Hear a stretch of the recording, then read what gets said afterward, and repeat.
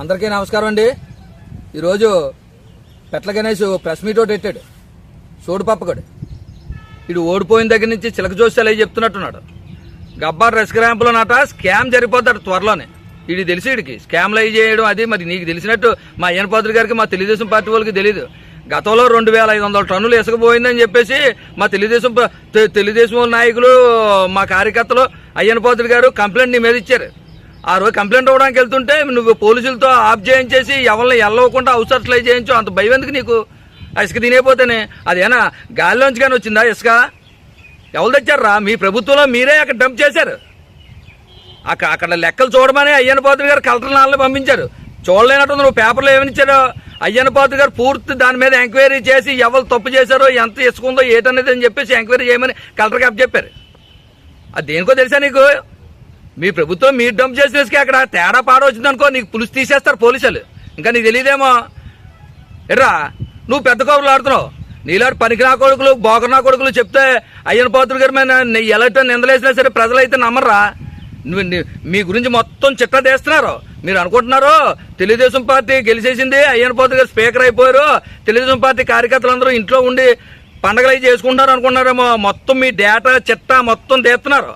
కంగారు ఎందుకు? ముందున్న ముసలి పండుగ ఎట్రా మన జగనన్న కోళ్ళని ఇస్తామని చెప్పి మీరు భూములు కొన్నప్పుడు 10 లక్షలు 15 లక్షలు ఉన్న విలువ చేసే భూముల్ని మీరు ఎంతెంత కొన్నారో, రైతులకి ఎంత ఇచ్చారో, మీరెంత తినేశారో ఎంక్వైరీ చేస్తున్నారు.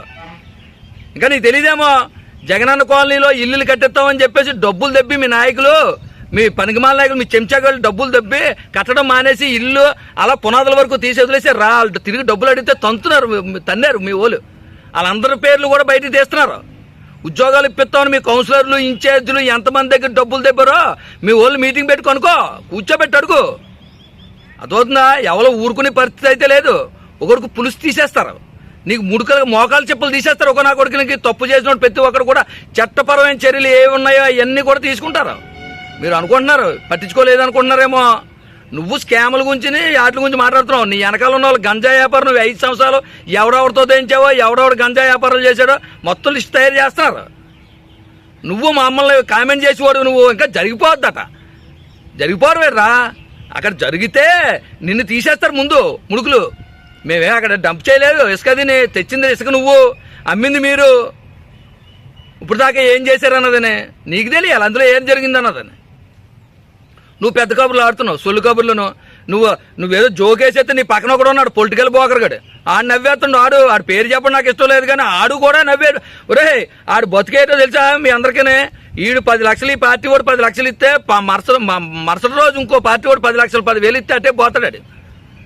ఆడు నవ్వడం, ఈడు ప్రెస్ మీట్ పెట్టడం. పొందుగా ఉండండి.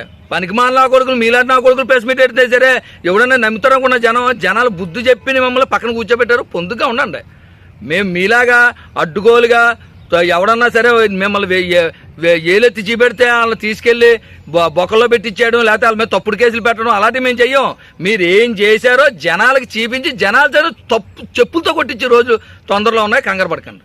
అంతేకాదురా సుధాకర్ డాక్టర్ గారు, మత్తు డాక్టర్ గారు మాస్క్ అడిగిన పాపానికి ఏం చేశారా మీరు? ఆయన మాస్క్ అడిగారని ఆయన ఏం చేశారు? రోడ్డు మీద పడిస్తారు.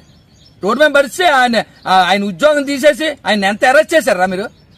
అందులో ముఖ్య పాత్ర నీది. ఆ రోజు మీ ఆఫీస్కి తీసుకెళ్లి ఆయన అరెస్ట్ చేసి ఆయన చేసి సంతకాలే పెట్టించుకున్నారు. అవన్నీ ఊరుకుంటారు అనుకున్నా? అవన్నీ కూడా బయట తీస్తున్నారు. ఏదో నువ్వు అనుకుంటున్నావు వీళ్ళు ఏమో అనుకోవట్లేదు, ఏం చేయటం లేదు, నెల అయిపోయింది నా మీద రాలేదని అనుకుంటున్నామో. నీలా ఎవడి మీద పడితే ఆడి మీద తప్పుడుగా పడిపోము మేము. దాన్ని తెలుసు, దాని టైము పద్ధతి ఉంటుంది.